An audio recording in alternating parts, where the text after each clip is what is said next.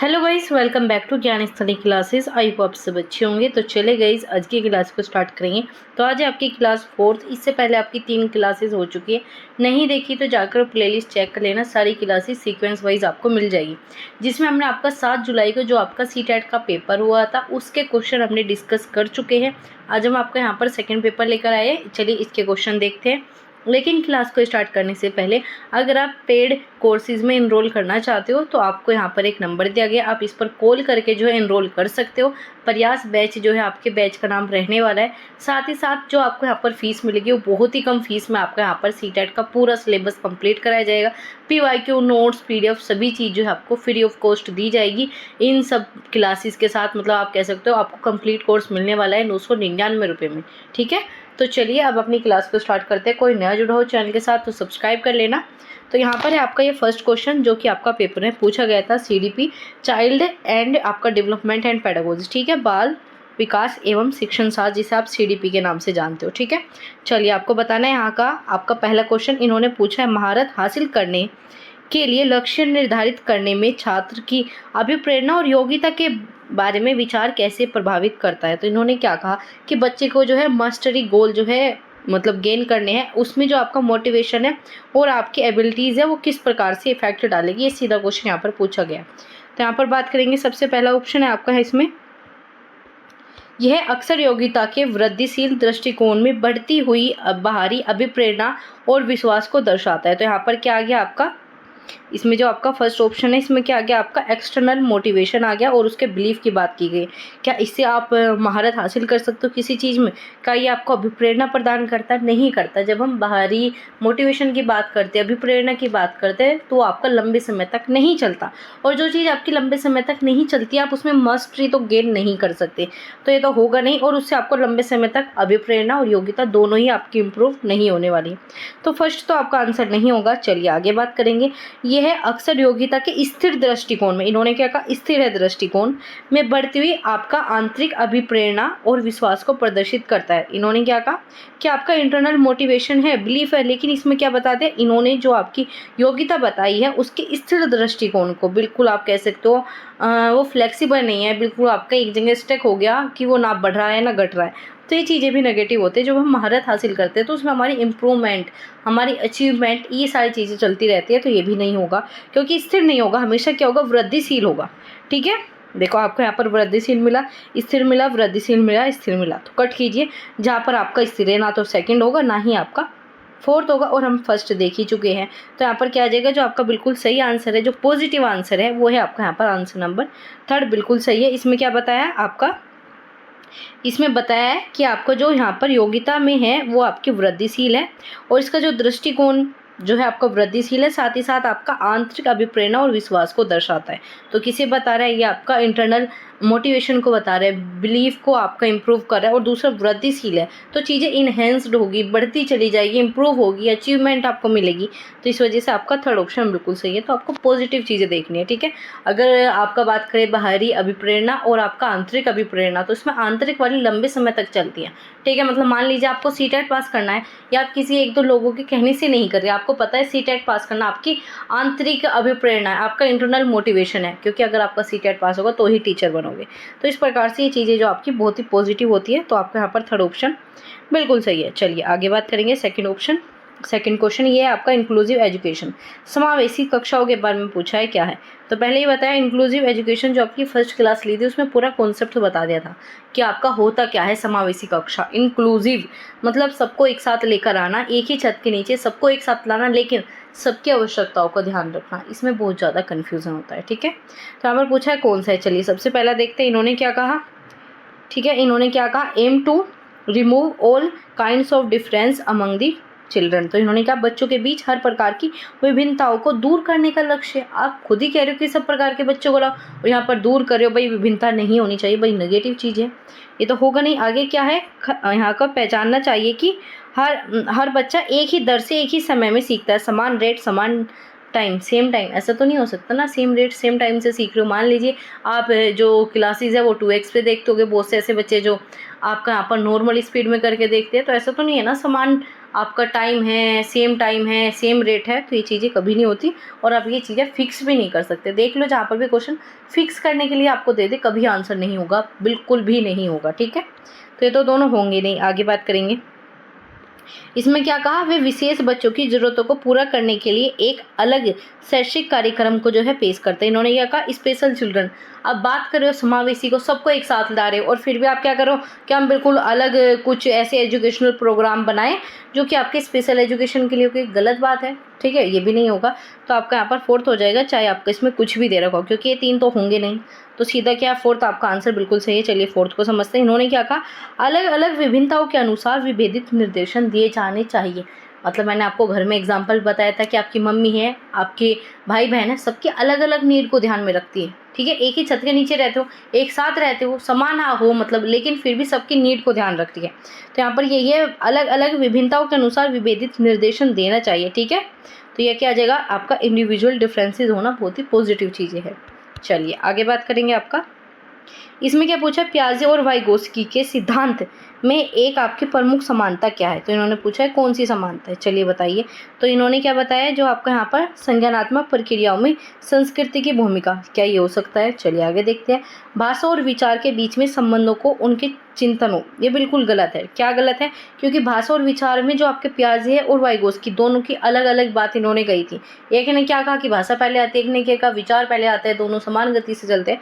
तो ये सारी चीज़ें बिल्कुल अलग हो जाएगी। चलिए आगे देखते हैं, बच्चों के विकास में चरण जैसे प्रगति पर ध्यान देना, ठीक है। आगे बात करेंगे, बच्चों की स्वयं की शिक्षक की संलग्नता और जुड़ाव के बारे में बात किया गया। तो बताइए इसका आंसर क्या होगा। देखो बात करें संज्ञानात्मक प्रक्रियाओं की, बात किसने की, आपका यहाँ पर पियाजे ने की, वाइगोस्की ने नहीं की, ये तो आंसर होगा नहीं, ठीक है। आगे क्या है, भाषा वाले, ये भी नहीं होगा। अब क्या है, बच्चों के विकास के चरण जैसे प्रगति पर ध्यान देना, बच्चों की स्वयं की शिक्षा और संलग्नता व जुड़ाव की बात की गई। तो क्या है, फोर्थ ऑप्शन बिल्कुल सही है। दोनों ने ही कहा, क्या कहा कि बच्चे जो है आपका इन्वॉल्व करके सीखते हैं, ठीक है, इंगेज करके सीखते हैं, बच्चा खुद से लर्निंग करता है। दोनों ने, एक ने आपका ईगोसेंट्रिक स्पीच की बात कर दी, एक ने आपका इनर स्पीच की बात कर दी। तो क्या आ जाएगा आपका, फोर्थ ऑप्शन बिल्कुल सही है। चलिए आगे बात करेंगे,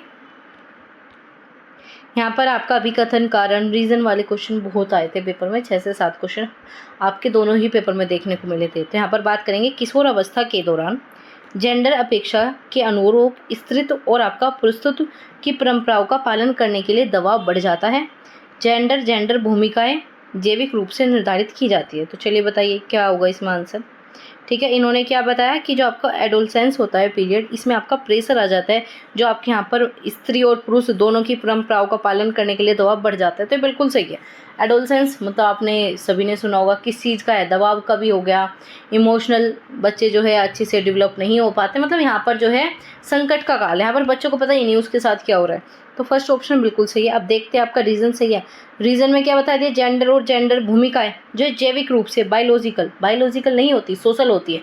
आप मान लीजिए क्या कर रहे हो, जेंडर रोल डिसाइड करो कि महिलाएं खाना बनाएगी, ये बायोलॉजिकल डिसाइड नहीं हुआ था, ठीक है। कोई 2 बच्चे पैदा हुए, एक लड़का एक लड़की, वो पैदा होते ही ये चीज़ें नहीं सीख गए, ठीक है। वो आप समाज में रहे, समाज को देखकर उन्होंने चीज़ें की। तो इस वजह से सेकंड आपका गलत हो जाएगा। तो क्या आंसर बचेगा आपका इसमें, फोर्थ आंसर बिल्कुल सही है, ठीक है। चलिए आगे बात करेंगे, ये भी आपका दोबारा से अभिकथन रीजन वाला ही क्वेश्चन आ गया है ना। चलिए बताइए इसमें क्या आंसर होगा आपका। एशियाई संस्कृतियों में जो सामाजिक संभावना पर जोर देते हैं, क्रोध की अभिव्यक्ति को हतोत्साहित करना, ठीक है, यहाँ पर क्या डिस्करेज करना, ठीक है, किया जाता है, और श्रम को प्रोत्साहित किया जाता है। तो चलिए बताइए आगे है आपका इसमें रीज़न कि भावनाएं जो है व्यक्तिपरक है और सीखने में कोई भूमिका नहीं निभाती। देखो बस सीधा यहाँ मिल गया। और आपका सब्जेक्टिव नहीं है, ठीक है, नहीं, आपका इमोशन जो है सब्जेक्टिव है, लेकिन ऐसा नहीं है कि वो रोल ही प्ले नहीं करता। हर बार क्वेश्चन आपका ऐसा आ रहा है, तीनों क्लास में मैं इस चीज़ के ऊपर फोकस कर रही हूँ कि इमोशन के क्वेश्चन आते हैं और आपका रिलेटेड है। हर पेपर में अभी तक जो भी मैंने क्लासेस किए उसमें हर टाइप का एक ऐसा क्वेश्चन आया है, ठीक है। तो उसमें क्या आ जाएगा आपका, ये वाला बिल्कुल गलत है। ऐसा नहीं कह सकते कि प्ले ही नहीं करता, ठीक है, सीखने में तो भूमिका है। आप इमोशनली अगर किसी चीज़ के प्रति आपका लगाव ही नहीं है, मन ही नहीं है, तो आप पढ़ने में कितने भी अच्छे हो नहीं पढ़ सकते। आप सीटेट कर रहे हो क्योंकि आप इमोशनली भी आपको पता है सीटेट होगा तो आगे मेरी जॉब होगी तो आगे मेरा करियर बनेगा तो उसके आगे मैं बहुत सारी चीज़ें कर सकती हूँ ना, ये सारी चीज़ें आपको है। तो इमोशनली भी सारी चीज़ें इफेक्ट करती है, तो ये तो होगा नहीं। अब देखिए फर्स्ट में क्या बताया, एशियाई संस्कृतियों में जो सामाजिक आपकी आपके यहाँ पर सामाजिक भावनाएं जो होती है, इसमें क्रोध की अभिव्यक्ति को कहा कि हतोत्साहित कर दो, क्योंकि क्रोध जो है गलत चीज़ है, और श्रम को प्रोत्साहित करना चाहिए। क्या श्रम अच्छी चीज़ है? तो ये दोनों ही आपके आंसर गलत हो जाएंगे। ठीक है, ये दोनों ही इन्होंने गलत दिए है। ठीक है, चलिए आगे बात करेंगे। एक को हतोत्साहित कर रहे हो और आप एक को क्या कर रहे हो, प्रोत्साहित कर रहे हो, और ऊपर से कह रहे हो कि सीखने में कोई भूमिका नहीं है, तो क्या आ जाएगा आपके इसमें? ये आंसर बिल्कुल सही है। चलिए आगे बात करेंगे। यहाँ पर क्या है, लॉरेंस कोलबर्ग ने बच्चों के नैतिक विकास का अध्ययन करने के लिए किस विधि का प्रयोग किया? देखो अभी क्या मिल गया, नैतिक विकास। इससे पहला जो पेपर हुआ था उसमें क्या पूछा, जो मतलब मैंने आपका कल पेपर करा है, उसमें क्या पूछा, उसने पूछा कि कोलबर्ग का कौन सा सिद्धांत था। तो इसी प्रकार से क्वेश्चन आपस में रिलेटेड है, चाहे पेपर फर्स्ट हो पेपर 2 हो। जो बच्चे पेपर 2 की भी तैयारी कर रहे हैं उन्हें सीडीपी पेपर फर्स्ट की भी पढ़नी है, क्योंकि ऐसे पेपर फर्स्ट के उठाकर पेपर 2 में दे रहे हैं, पेपर 2 के उठाकर क्वेश्चन फर्स्ट में दे रहे हैं। कॉन्सेप्ट तो सेम ही है, आपका सिलेबस सेम है, तो ऐसा नहीं कि सिर्फ सेकेंड ही पढ़ो, फर्स्ट की सीडीपी पढ़नी जरूरी है आपको। तो यहाँ पर क्या पूछा है, किस विधि का प्रयोग करना है। ठीक है, लॉरेंस कोलबर्ग ने जो अपना यहाँ पर मोरल डेवलपमेंट ऑफ चिल्ड्रन का सिद्धांत दिया था, नैतिक विकास का, उसमें से कौन सा होगा? बस सीधा ढूंढिए कौन सा है आपका। एक्सपेरिमेंट मेथड होगा, एक्सपेरिमेंटल मेथड नहीं। आपका यहाँ पर क्या आ जाएगा, प्रायोगिक विधि बिल्कुल भी नहीं। एक्सपेरिमेंट की तो बात ही नहीं हुई, रिसर्च की तो बात ही नहीं है आपके सीटेट में, तो ये तो होगा नहीं। मात्रात्मक शोध के कार्य, आपके यहाँ पर फिर से रिसर्च अप्रोच आ गई, ये भी नहीं होगा। आगे क्या है, बच्चों के सामने नैतिक दुविधाएं रखना, मैंने एग्जाम्पल दिया था। ठीक है, हिंस का जो एग्जाम्पल था, माता बीमार थी, दवाई लाना था, पैसे नहीं थे, नैतिकता का ध्यान रखना था, ये सारे एग्जाम्पल मैंने आपको क्लासेस में दिए हैं। तो वही है क्या, दुविधा में, ठीक है, डिलेमा में फंसाना।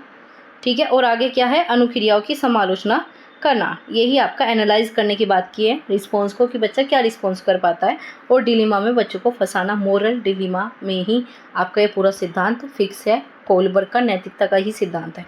ठीक है, बाकी को देखना ही, अवलोकन करना, ये नहीं होगा। सीधा आंसर क्या आपका थर्ड। बहुत इजी क्वेश्चन आपका आया था। ठीक है, इस प्रकार के क्वेश्चन नहीं छोड़ने, और सीडीपी में क्वेश्चन छोड़ने ही नहीं है, बस डेली क्लासेस करो, ये पीवाईक्यू करो, कॉन्सेप्ट अपने क्लियर रखो, पेपर में कभी फेल हो नहीं सकते। सीटेट के में, सीडीपी में तो बिल्कुल भी नहीं होगे अगर आप क्लासेस करते हो। तो यहाँ पर क्या है, लेव वाइगोस्की के अनुसार भाषा और विचार के बीच में क्या संबंध है? तो इन्होंने पूछा है क्या संबंध है, चलिए देखते हैं। यहाँ पर है आपका रिलेशनशिप बतानी है लैंग्वेज और थॉट में। ठीक है, भाषा और विचार में क्या संबंध है? भाषा और विचार के बीच में जटिल आपका विनिमय प्रक्रियाएं हैं। चलिए आगे, भाषा विचार को आकार नहीं देती, तो ये तो बात आप कह ही नहीं सकते। आपकी लैंग्वेज और आपके विचार, आपके थॉट, दोनों ही एक दूसरे पर निर्भर करते हैं, एक दूसरे पर जो है इफेक्ट डालते हैं, तो ये तो होगा नहीं कि आकार नहीं देती। विचार भाषा को आकार देता है, ऐसे भी नहीं कह सकते, भाषा को भी इफेक्ट पड़ता है। अब आगे क्या है, भाषा विचार एक दूसरे से स्वतंत्र, मतलब कुछ फर्क ही नहीं पड़ता, ये भी गलत है। तो सीधा आंसर आपका 1 हो जाएगा। ठीक है, आंसर नंबर फर्स्ट बिल्कुल सही है। इन्होंने क्या कहा, language and thought are the complex, ठीक है, याद रखना, complex inter related process of development, बिल्कुल याद रखना, क्या है, जटिल विनिमय प्रक्रियाएं, ऐसा प्रोसेस है, कॉम्प्लेक्स तरीके से, मतलब निर्भर है, एक दूसरे को डिपेंड है, एक दूसरे पर इफेक्ट डालते हैं। तो आपका यहाँ पर फर्स्ट बिल्कुल सही हो जाएगा। चलिए आगे बात करेंगे। क्वेश्चन नंबर 8, भावनाओं और व्यक्तित्व और सामाजिक संबंधों में परिवर्तन और स्थिरता किस विकास से संबंधित है? तो क्या बताया, भावनाओं, व्यक्तित्व और सामाजिक संबंधों का परिवर्तन बताया है। कौन सा आपका यहाँ पर सही होगा? ठीक है, इमोशन, आपका इमोशंस के बारे में बताना है, आपका पर्सनैलिटी और सोशल रिलेशनशिप। तो चलिए बताइए इसमें कौन सा होगा। सबसे पहले आप देखो यहाँ पर मनोसामाजिक डेवलपमेंट, आपका साइकोलॉजिकल डेवलपमेंट क्या होता है, आपके मन से रिलेटेड। आप साइकोलॉजी पढ़ते हो, बीएड में आपने काफ़ी अच्छे लंबे समय तक पूरा एक सब्जेक्ट रहता है, तो ये तो होगा नहीं। ठीक है, क्योंकि इसमें मन की बात है, और यहाँ पर भावनाओं, व्यक्तित्व, ये इन सब चीज़ों की बात की, ये भी नहीं होगा। अब आपके पास यहाँ पर ऑप्शन में फंसते हो आप, एक तो संज्ञान तो होगा नहीं, हटा दीजिए। यहाँ पर भावना भी बचती है और आपका व्यक्तित्व भी है, इमोशन भी दे रखा है, पर्सनैलिटी भी। अब बताइए इसमें से कौन सा ज़्यादा बेटर होगा। ठीक है, तो इसका क्या आ जाएगा, आपका जो आंसर माना गया है वो है आपका थर्ड, और थर्ड बिल्कुल सही है। मान लीजिए व्यक्तित्व में आपकी इमोशन की बात रह गई, और जब आप भावात्मक की बात करते हो तो इसमें आपके व्यक्तित्व की भी बात होगी, सामाजिक संबंधों पर भी फोकस किया जाता है। तो यहाँ पर थर्ड ऑप्शन बिल्कुल आपका सही होता है। चलिए आगे बात करते हैं। दोबारा से अभिकथन कारण, आपके कह सकते हो बिल्कुल पैटर्न बदल रहा है। पहले इस टाइप के क्वेश्चन बहुत कम आते थे। ठीक है, अब आपका सीटेट का लेवल बढ़ रहा है, इन्हीं कारण से बढ़ रहा है, क्योंकि ये क्वेश्चन आपके बहुत ज़्यादा गलत होते हैं। चलिए इन्हें ठीक करना सीखते हैं। तो यहाँ पर क्या है, शिक्षकों को बच्चों के प्रयोग करने के लिए बहुत सारे अवसर दिए जाने चाहिए। क्या कहा, loads of opportunity to the children for experiment, बिल्कुल ठीक है। And discuss the example and non example, उदाहरण और गैर उदाहरणों की चर्चा करनी चाहिए। बहुत ही पॉजिटिव लाइन दे रखी है। ठीक है, चलिए आगे देखेंगे, बच्चों को गलत अवधारणाओं को निमटने के लिए रचनात्मक तरीके विपरीत उदाहरण प्रदान करना चाहिए। देखो यहाँ पर थोड़ा सा कंफ्यूज कर दिया। चलिए देखते हैं इसे दोबारा से। इन्होंने क्या कहा, डीलिंग करनी चाहिए, ठीक है, बच्चों को प्रोवाइड दी आपका काउंटर एग्जाम्पल, मतलब गलत अवधारणाओं से निमटने के लिए रचनात्मक तरीका, बहुत ही अच्छी चीज़ है, विपरीत उदाहरण प्रदान करता है, तो ये भी बिल्कुल सही है, ठीक है। लेकिन बस थोड़ी सी लैंग्वेज जो है आपके यहाँ पर टफ की गई, इसमें बच्चा कंफ्यूज होगा, क्योंकि जो विपरीत आ गया ना, इसे पढ़ पढ़ के बार बार ये जो लाइन है गलत हो रही है, ठीक है। तो क्या आ जाएगा आपका, बिल्कुल सही दिया है यहाँ पर, क्योंकि लगा के देखो, क्योंकि बच्चों की जो गलत अवधारणाएं होती है उससे निमटने के लिए एक रचनात्मक तरीका, मतलब जिससे आप विपरीत उदाहरण प्रदान कर सकते हो, उदाहरण गैर उदाहरण, इस प्रकार से जो है बच्चों को एक्सपेरिमेंट करना, अवसर देना, ये सारी चीज़ें कर सकते हो। तो बिल्कुल सही हो जाएगा सेकंड। चलिए आगे बात करेंगे। यहाँ पर क्या है, पठन वैकल्पिक में जूझ रहे बच्चों को पढ़ाना सिखाया जाता है, ठीक है। क्या सिखाया जाता है, यहाँ पर क्या कहा, बच्चे स्ट्रगल कर रहे हैं डिसलेक्सिया में। डिसलेक्सिया क्या होता है पहले ये समझ लीजिए। पठन मतलब जिसमें बच्चा लिखने में प्रॉब्लम महसूस करता है, ठीक है। वी को क्या लिख देगा, ये लिख देगा, ठीक है। बी को इस प्रकार से लिखता है, बहुत से बच्चे लिखते हैं, आप देखो सी को ऐसा लिखेंगे, ठीक है। तो इसमें बताना है अनुबंधन, आपका अनुकूल के अनुबंधन विधि के माध्यम से। अरे बिल्कुल, कंडीशनिंग की बात कहाँ से आ गई यहाँ पर, कंडीशनिंग की बात कैसे आ जाएगी, यहाँ तो सिंपल एक आप कह सकते हो लर्निंग डिसेबिलिटीज़ है, प्रॉब्लम है, तो उसका तो सोल्यूशन ढूंढेंगे। आगे क्या है, व्यवस्थित ध्वन्यात्मक परीक्षण के माध्यम से ये हो सकता है। आगे बात करेंगे providing the higher grade level to riding text, मतलब ये तो बिल्कुल गलत है कि आप ग्रेड प्रदान करो, बच्चे को तो प्रॉब्लम है, ग्रेड दे रहे हो। लंबे और जटिल गद्यांश देकर आप ऐसे बड़े बड़े गद्यांश दे रहे हो, ये सारी चीज़ें करो, तो बताइए इसमें क्या होगा। तो इसका जो आपका आंसर हो जाएगा, देखो फोर्थ नहीं होगा, थर्ड नहीं होगा। अब आपका यहाँ पर फर्स्ट और सेकंड में कंफ्यूजन बचता है, क्या होगा, कंडीशनिंग के द्वारा भी कर सकते हो और ट्रेनिंग के द्वारा भी कर सकते हैं, तो बताइए कौन सा होगा आपका, ठीक है। जो इसका आपका यहाँ पर सिस्टमेटिक द्वारा, ट्रेनिंग के द्वारा भी कर सकते हैं, और आपका यहाँ पर कंडीशनिंग के। लेकिन बच्चों को हम कंडीशनिंग पर फोकस इसलिए नहीं करती क्योंकि बच्चे जानवर नहीं है, तो इस वजह से हम ट्रेनिंग के माध्यम से ज़्यादा जाते हैं, उससे ज़्यादा इंप्रूवमेंट होती है, ठीक है। आपको भी क्या दी गई, ट्रेनिंग दी गई, ना कि कंडीशनिंग कराई गई। तो क्या आ जाएगा आपका यहाँ पर सेकंड बिल्कुल सही हो जाएगा, ठीक है। तो ये हमने आपके पूरे 10 क्वेश्चन कंप्लीट किए। अगली क्लास में आपके जो बाकी के क्वेश्चन हैं इन सबको कंप्लीट करेंगे। किसी क्वेश्चन में कोई डाउट है, कन्फ्यूज़न है, कमेंट बॉक्स में बता दीजिएगा। और क्लास कैसी लगी कमेंट बॉक्स में बताना बिल्कुल ना भूलें। अपना फीडबैक ज़रूर दें, लाइक कर दीजिए और शेयर कर दीजिए अपने सभी दोस्तों के साथ जो भी सीटेट पास करना चाहते हैं।